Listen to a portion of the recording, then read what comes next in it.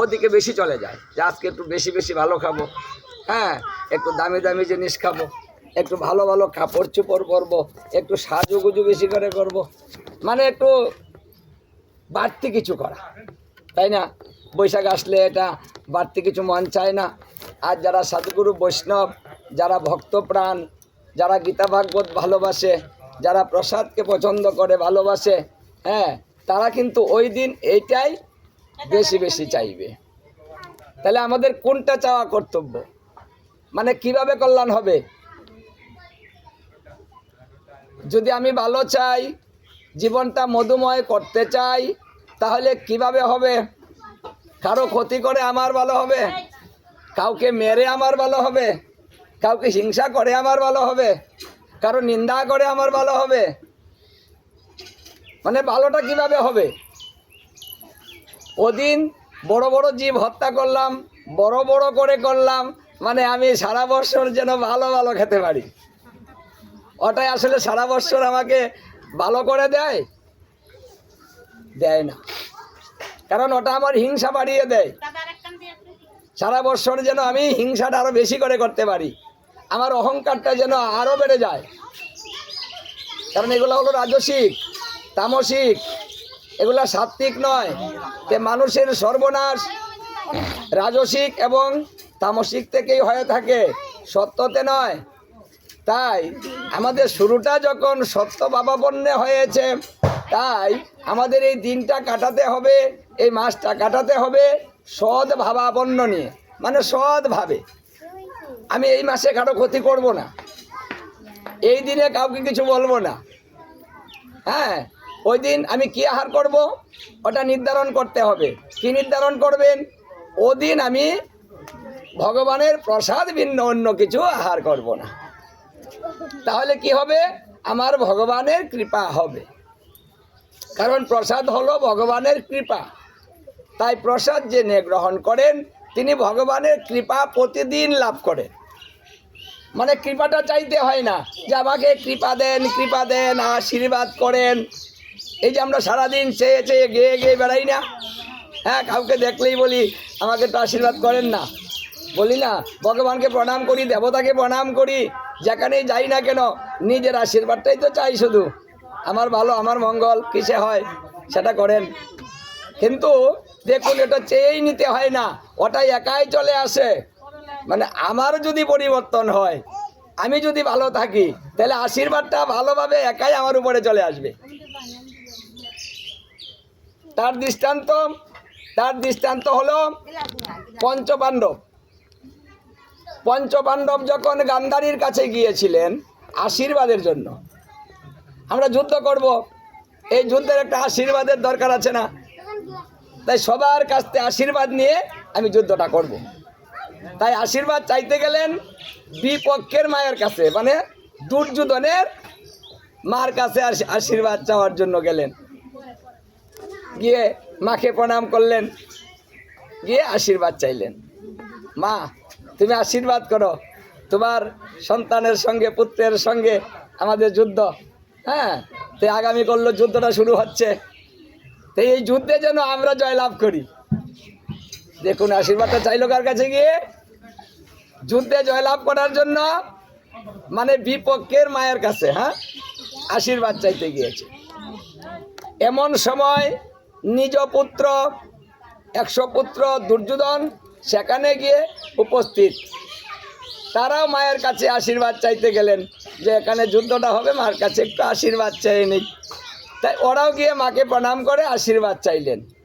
এখন দুর্যোধন গিয়ে দেখে যে এখানে পঞ্চপাণ্ডব আছে, ওরা আবার কি করতে এলো গো?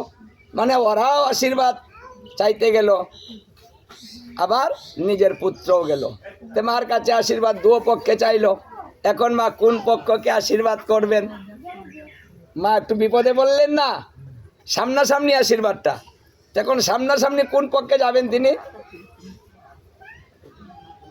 একটু ভেবে চিনতে উত্তর দিলেন। মানে আমাদের মায়েদের মতো না, আমাদের মায়েরা আশীর্বাদটা কিভাবে দিবেন? আপনার ছেলের সঙ্গে কেউ মারামারি করতে আসলে, হ্যাঁ, ও যদি আশীর্বাদ চাইতে আসে, তা আপনি কি আশীর্বাদ দিবেন? কি গো ও মায়েরা, আশীর্বাদ দিবা যে তোমার জয় লাভ হোক, আমার সন্তানের পরাজয় হোক? হ্যাঁ, ওটা তুমি দিবা? দিবা না, আরো নিজেই কপালে মেরে দিবা, তাই না? তাহলে উনি কেমন নারী ছিলেন? উনি চুপচাপ একটু সময় চিন্তা করলেন। চিন্তা করে তিনি কি বললেন? বললেন, হে পুত্রগণ, মানে সবাইকে সম্বোধন করলেন একসাথে, হে পুত্রগণ, তোমরা মন দিয়ে শুনো। তোমরা সকলেই ধর্মের পথে থেকে যুদ্ধ করিবে। ধর্মের জয় হবে, অধর্মের ক্ষয় হবে। আমার আশীর্বাদ ধর্মের সঙ্গে রইল। মানে ধর্মের সঙ্গে যে থাকবে, আমার আশীর্বাদ তার সঙ্গে থাকবে।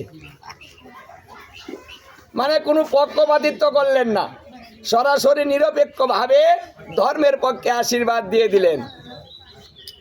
এখন যারা থাকবে তারা আশীর্বাদ পাবে।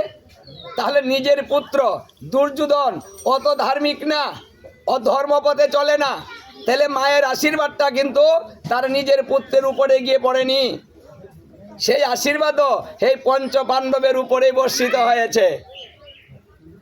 তাহলে দেখুন, আশীর্বাদ নিতে হলেও নিজের যোগ্যতার প্রয়োজন হয়।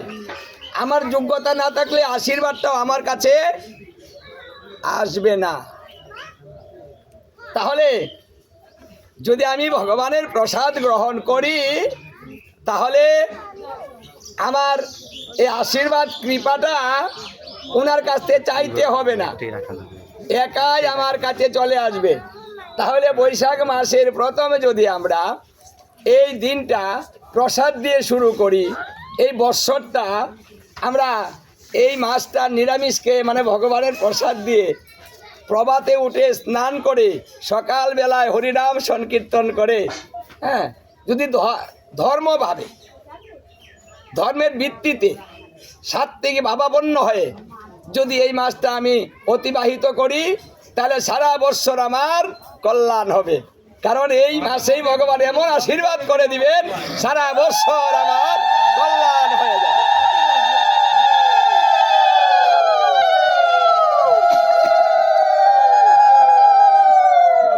তাহলে একটা মাস, তাও তো আপনাদের এলাকায় ভালোই আছে, অনেক নিরামিষ বুঝি এই মাসে আছে। সকালবেলা কীর্তন আপনারা করেন দেখি, কয়েক বছর ধরে আমি দেখতেছি। এটা কিন্তু খুবই ভালো। কারণ যে ভোরবেলা উঠে মানে প্রভাতে উঠে কৃষ্ণ নাম করে অথবা রাস্তায় বেরোয়, তার কৃষ্ণ প্রেম দিন দিন বাড়ে এবং অশান্তি দূর হয়, দেহটা ভালো থাকে। কারণ সকালবেলায় দেবতার আশীর্বাদ এবং বৃক্ষের অক্সিজেন, সূর্যের শক্তি এবং সাধুগুরু বৈষ্ণবের নাম, যে নাম প্রভাতে উঠে তারা নাম করে, আমাদের মহর্ষিরা যারা মুনি ঋষি তপস্যা করত, তারাও এই প্রভাতে উঠে তারা হরিনাম করে। তাই ওই নামগুলা বাতাসের সঙ্গে ভেসে বেড়ায়। যারা ভোরে উঠে এই গায়ে বাতাসের মধ্যে লেগে তার দেহের মধ্যে সেই কৃষ্ণ প্রেমের বাতাস লেগে যায়। যদি কৃষ্ণ প্রেমের বাতাস গায়ে লাগে, তাহলে দেহটাও সুস্থ থাকবে, মনটাও ভালো থাকবে, সংসারটাও ভালো থাকবে, আনন্দে সংসার করতে ইচ্ছে হবে, মানে মধুময় হয়ে যাবে। এই জন্য এই মাসটার নামই হয়েছে মধুসূদন। মানে মধু আমাদের সকলের পছন্দ, তাই প্রথম মাসটাই হলো মধু। আমরা জীবনটা মধুময় করতে চাই। জ্বালা যন্ত্রণা এই তাপগুলো আমাদের ভালো লাগে না, আমরা করতে চাই না। ভালো কিছু যেন হয়, সংসারটা যেন আনন্দে ভরে যায়।